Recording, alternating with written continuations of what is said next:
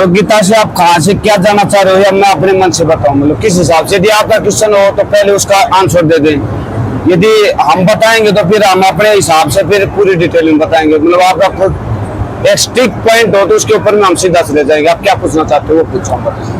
तो जैसे मेरे गुरुजी हैं प्रेमानंद जी, वो बोलते हैं कि मतलब राधा राधा कोई भी नाम जप लो उससे मुक्ति हो जाएगी। तो फिर आप ये अपने अलग से खुद से मंत्र क्यों बना रहे हो कि मतलब ये जपोगे इनसे ही मुक्ति होगी? आपके चलो जिसका भी आपका गुरु है आदरणीय, हम उसका नहीं करेंगे। आपके गुरुजी ने जो राधा राधा बताया उसका कुछ बेस बताया, उसका आधार क्या है? बेस तो यही है कि मेरे गुरुजी ने बोला कि राधा राधा नाम जपेंगे और कोई भी गलत काम नहीं करना। कुछ आधार बताया भाई? आपका टेंथ का टीचर है, आप समझदार वो आप, ठीक है जी।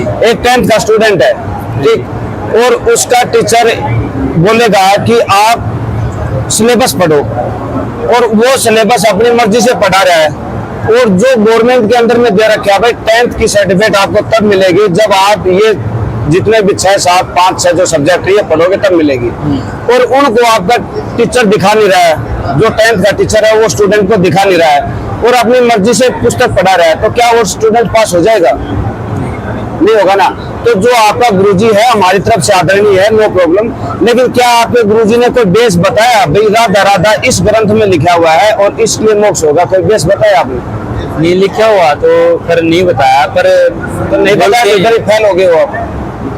तो अब राधा राधा किसकी थी? भगवान कृष्ण से संबंधित है, ये चीज तो आप मानते होगे।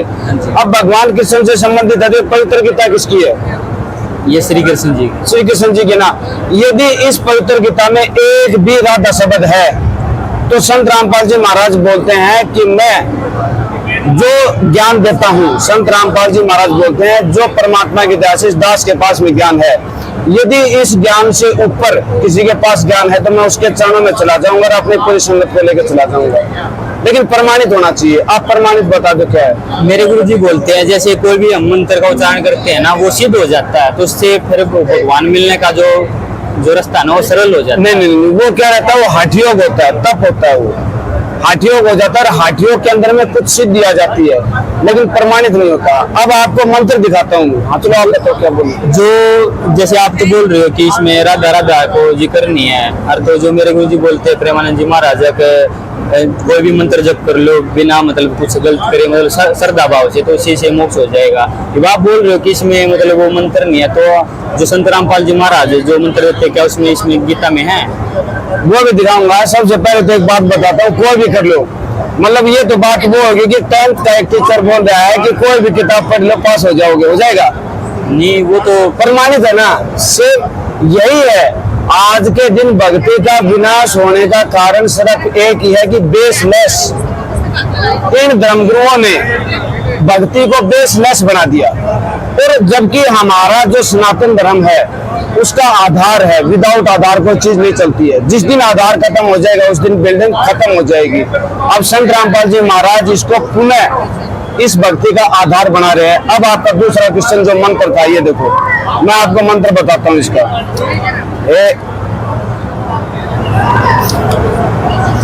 ये है पवित्र गीता अध्याय 17 श्लोक 23। ये देखिए, ओम तत्सत ऐसे 3 प्रकार सच्चिदानंद घन ब्रह्म का निर्देश है। कहा है उसी से सृष्टि का आदि काल में ब्राह्मण और वेद तथा यज्ञादि रचे गए। मतलब कि ये सिर्फ 3 ही मंत्र है, ओम तत्सत। और ये पवित्र गीता में नहीं, ये पवित्र कुरान में भी है। ये 3 मंत्र जो बोला जाता है ना, जैसे तो ये बोल दिया कि भगवान, आज के दिन झगड़ा किसका है? आपके प्रेमानंद जी महाराज ने राधा राधा बता दिया। एक चीज बताओ, मुसलमान राधा बोलेगा? तो मेरे गुरुजी तो कहते हैं कि वे अपना जो भी करेंगे उसी से मोक्ष हो जाएगा। अब ये तो है, अब अपना जो अपने पूज रहे तो उसी से हो जाएगा। वो तो बोलते हैं उनको तो हिंदू मुस्लिम भगवान एक है। आपका घर चंडीगढ़ में है, नहीं वो तो करते ही नहीं हिंदू मुस्लिम, वो तो सीधा ही है, बोलते कि हिंदू को तो बोलते जो तुम कर रहे हो अपना जो राधा राधा मंत्र वो जब करो हो जाएगी। दूसरा क्या बोलते हैं? अल्लाह भगवान गॉड खुदा एक है बोलते हैं। तो एक है तो उसकी भक्ति भी तो एक होगी। जाना तो बाबू जी सबको एक ही जगह पे, चाहे कुछ भी कर लो, चाहे कोई सा भी कर लो, जाना तो जगह तो जाना तो एक। नहीं नहीं नहीं नहीं नहीं, यदि आपने 10th की परीक्षा पास करी तो जो बोर्ड से निर्धारित है वही किताबें होंगी, उसके अलावा किताब होगी तो आपको सर्टिफिकेट नहीं मिलेगी। भगवान की भी जिस दिन भगवान के पास जाना होगा तो जो भगवान की प्रमाणित पुस्तक है उसके विधि विधान से आप भक्ति करोगे तो ही उसके पास जाओगे।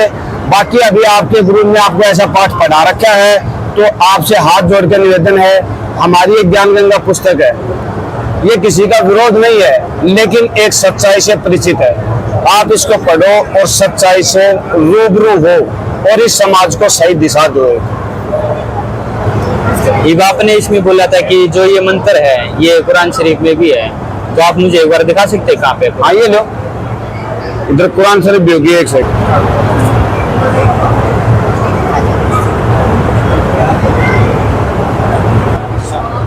ये देखो जी, ये है कुरान शरीफ, जो मतलब भगवान अल्लाह गॉड खुदा एक है, उसका प्रमाण सिर्फ संत रामपाल जी महाराज दे रहे हैं। बाकी ऐसे मनमाना आसन से कुछ नहीं होगा। ये देखो एन सीन काफ, ये उर्दू का है, ये वही 3 मंत्र ओम तत्सत, वो अपने संस्कृत के थे, ये उर्दू के हैं। अब आप शास्त्र आपको इसी में एक अच्छा सा आपको एग्जाम्पल देता हूँ, आपके सारे के सारे क्वेश्चन उसी के अंदर में हो जाएंगे, आपका बहस का मुद्दा नहीं रहेगा। ये पवित्र गीता अध्याय 16 श्लोक 23 है। अब ये देखो भगवान कृष्ण ने क्या लिखा है। अभी भी आप नहीं मानोगे तो ये आपकी ये सोच रहे हो आप हट कर रहे हो, जिद कर रहे हो। जो पुरुष शास्त्र विधि को त्याग कर अपनी इच्छा से मनमाना आचरण करता है, जैसे आप कर रहे हो, आज जिसका दिल करे वो कर ले। जो पुरुष शास्त्र विधि को त्याग कर अपनी इच्छा से मनमाना आचरण करता है वह न सिद्धि को प्राप्त होता है, न परम गति को, न सुख को ही। आप भक्ति किस लिए कर रहे हो? सुख शांति के लिए।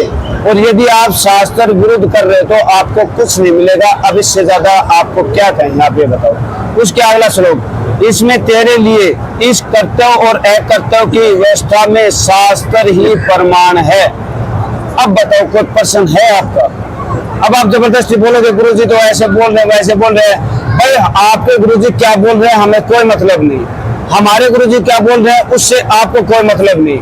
लेकिन जो भी गुरु शास्त्रों से प्रमाणित होकर बता रहा है दैट इज फाइनल। बस मेरा इतना कहना है।